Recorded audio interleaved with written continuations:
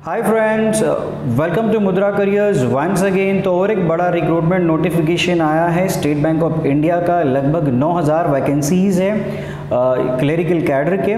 तो इसके एप्लीकेशन से लेके सिलेक्शन प्रोसेस और सिलेबस तक सारी जानकारी देख लेते हैं अगले कुछ मिनटों में। लेकिन उससे पहले अगर आप पहली बार हमारे चैनल पे हो तो इस रेड बटन को दबा के सब्सक्राइब करना मत भूलिएगा and don't forget to click this bell icon so that you will get all the updates on time without any cost. So let's come to all the actual details. तो ये SBI junior associate के नाम से ये vacancies है। 8904 ये exact count है, जो पिछले साल के कंपैरिजन में लगभग 250-300 वैकेंसीज इस साल ज़्यादा आए हैं। और एज लिमिट जो है तो 1 अप्रैल 2019 को आपका एज 20 कंप्लीट हुआ होना ज़रूरी है और आपका एज 28 से कम होना चाहिए। तो for general category age limit is maximum up to 28 years. For OBC it's still 31, SC ST के लिए 33। There will be 10 years age extension for physically handicap people और एक्स सर्विसमैन लोगों के लिए भी यहाँ पर एज रिलैक्सेशन रहेगा। एजुकेशनल क्वालिफिकेशन की बात करें तो एक बात मैं यहाँ पर क्लियर करना चाहता हूँ। तो एनीवे उन्होंने तो लिखा है कि एनी ग्रेजुएट और any bachelors degree is fine. तो अगर आपका ग्रेजुएशन कंप्लीट हो चुका है या बैचलर्स डिग्री कंप्लीट हो चुका है तो आप अप्लाई कर सकते हो। इसके अलावा अगर किसी ने अभी फाइनल ईयर का एग्ज़ाम दिया है रिसेंटली इस मार्च अप्रैल में, तो वो सारे स्टूडेंट्स भी अप्लाई कर सकते हैं, प्रोवाइडेड दैट उन्होंने ये क्लियर किया बाई 31 अगस्त आपके हाथ में आपका score card marksheet at least online तो आपको मार्कशीट मिला होना ज़रूरी है, तो आप एलिजिबल हो। तो नॉर्मली सारे यूनिवर्सिटीज़ का रिजल्ट जून जुलाई तक आ जाता है, तो 31 अगस्त तक तो आपके पास आपका रिजल्ट ज़रूर रहेगा। So you are eligible for this exam अगर आपने अभी मार्च अप्रैल में एग्ज़ाम दिया है तो। So let's come to the next thing, application details देख लेते हैं। Just like any other IBPS और बैंकिंग एग्जाम, तो यहाँ पर उन्होंने फोटोग्राफ स्कैन रखा है जिसका साइज होना चाहिए 20 से 50 KB के बीच में and signature scan should be between 10 to 20 KB। So there is no hand written declaration and all. तो अगेन अच्छी बात है कि वो एक्स्ट्रा काम यहाँ पर इस साल उन्होंने कम कर दिया है। नेक्स्ट एप्लीकेशन डिटेल्स क्या है, तो this is official website for state bank of India. और इसके साथ ही हमने ऑफिशियल जो नोटिफिकेशन और हमारा जो ब्लॉग है जिसमें हमने सारे डिटेल्स शॉर्ट एंड स्वीट बना के आपके लिए वहाँ पर रखे हैं, वो ब्लॉग का लिंक भी हमने इस वीडियो की डिस्क्रिप्शन और कमेंट बॉक्स में आपके लिए शेयर किया है। एप्लीकेशन फ़ीस इस साल से एप्लीकेशन फ़ीस बढ़ा है, मतलब PO के लिए और क्लरिकल दोनों के लिए वी कैन सी कि एप्लीकेशन फ़ीस जो है वो 750 रुपीज़ का है और 125 rupees will be the application fee for SC ST category. Let's see the important dates. तो एप्लीकेशन ऑलरेडी स्टार्ट हो चुका है 12 अप्रैल मतलब आज से, और last date of application is 3 May.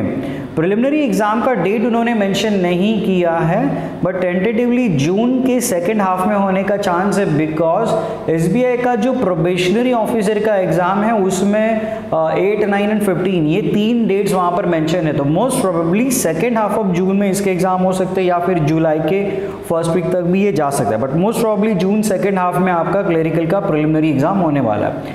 Mains exam का डेट उन्होंने नोटिफिकेशन में मेंशन किया, it will be on 10 August. So आपके पास हार्डली 2 महीने का वक्त है for a proper preparation. Selection process क्या रहेगा, so there is no big change compare to the last year. तो प्रिलिमिनरी एग्ज़ाम जो है this is A preliminary exam we have.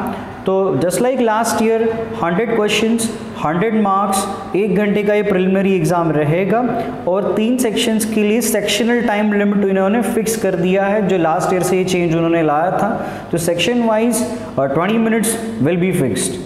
Now there will be negative marking 1/4 or 0.25 of the allotted marks will be there. Now there is no mention of sectional cutoff. तो उन्होंने सिर्फ इतना लिखा है कि जितने वैकेंसीज है, जैसे कि लगभग 9000 वैकेंसीज है, तो उससे 10 गुना लोगों को शॉर्टलिस्ट किया जाएगा नेक्स्ट राउंड के लिए, मतलब मेंस के लिए। मतलब लगभग 90,000 लोगों को शॉर्टलिस्ट किया जाएगा नेक्स्ट राउंड के लिए। अगेन स्टेट वाइज और कैटेगरी वाइज जितने वैकेंसीज हैं उससे 10 गुना लोगों को शॉर्टलिस्ट किया जाएगा। फॉर एग्जाम्पल अगर मुंबई डिवीजन में 780 वैकेंसीज हैं तो मुंबई डिवीजन में 7800 लोगों को लगभग शॉर्टलिस्ट किया जाएगा नेक्स्ट राउंड के लिए। और किसी कैटेगरी में अगर सिर्फ 10 वैकेंसीज है, लेट्स अज्यूम कि हैंडीकैप के सिर्फ 50 वैकेंसीज है, तो 50 × 10 दैट विल बी 500, तो 500 लोगों को शॉर्टलिस्ट किया जाएगा नेक्स्ट राउंड के लिए। सो लगभग 10 गुना लोग शॉर्टलिस्ट होने वाले, that is nothing but 90,000 people will be giving mains exam. Mains exam का फॉर्मेट में भी उन्होंने कुछ चेंज नहीं किया है compare to last year.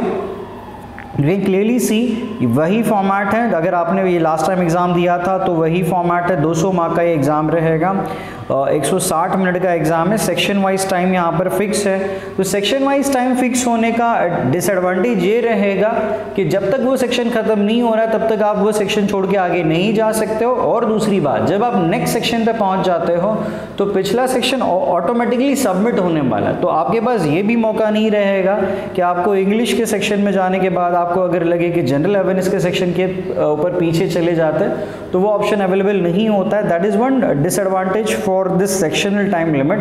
But ये डिसएडवांटेज अगर ये तो ये सबके लिए रहेगा तो उसका उतना टेंशन लेने की ज़रूरत नहीं है। Next final selection. So as per the government norms पिछले 2-3 सालों से क्लरिकल कैडर के लिए इंटरव्यू बंद कर दिया है, तो सिर्फ 2 राउंड होने वाले हैं, एक प्रिलिमिनरी एग्जाम और एक मेंस एग्जाम।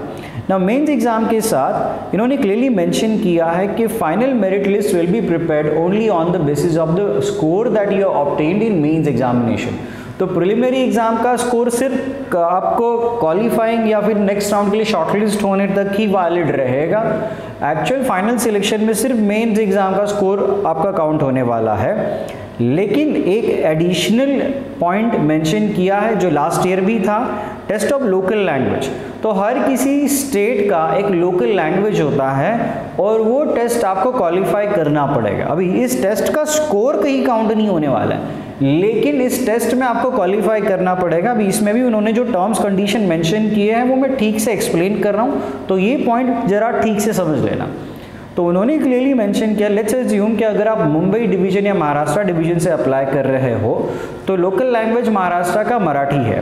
तो if you are applying as a Mumbai candidate और as a Maharashtra state candidate तो आपको ये टेस्ट देना पड़ सकता है। अभी ये टेस्ट कौन से लोगों को, किस कैंडिडेट को ये एग्ज़ाम नहीं देना है वो भी यहाँ पर मेंशन किया है कि अगर 10th स्टैंडर्ड या 12th स्टैंडर्ड में आपको स्कूल में या 12th स्टैंडर्ड तक अगर मराठी एक सब्जेक्ट था तो आपको मराठी का टेस्ट नहीं देना पड़ेगा। If it was there as a part of your syllabus during school तो आपको मराठी का टेस्ट नहीं देना पड़ेगा। लेकिन लेट्स से कोई CBSE बोर्ड वाला बंदा है जो मुंबई का है, महाराष्ट्र का है, लेकिन उसने मराठी का लैंग्वेज नहीं लिया था तो फिर उसे मराठी का टेस्ट देना पड़ेगा।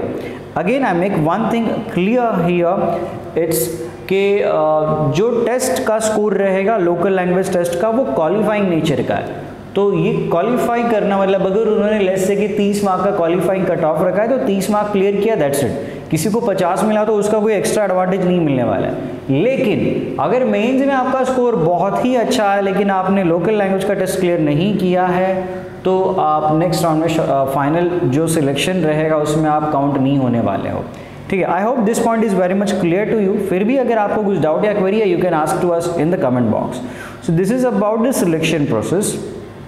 पैसा कितना मिलेगा, सैलरी कितना है? So basic pay mention is 13,075 जो आपका एक्चुअल ग्रॉस सैलरी रहेगा।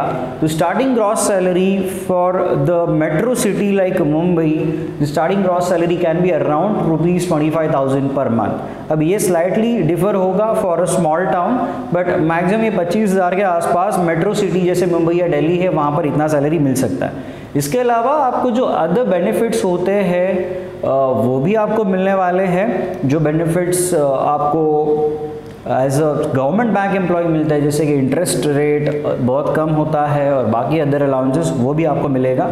But once you clear the probation period, तो पहला 1 साल प्रोबेशन पीरियड रहेगा। आफ्टर दिस सिलेबस, फेज़ 1 का सिलेबस यहाँ पर मैंने मेंशन किया है।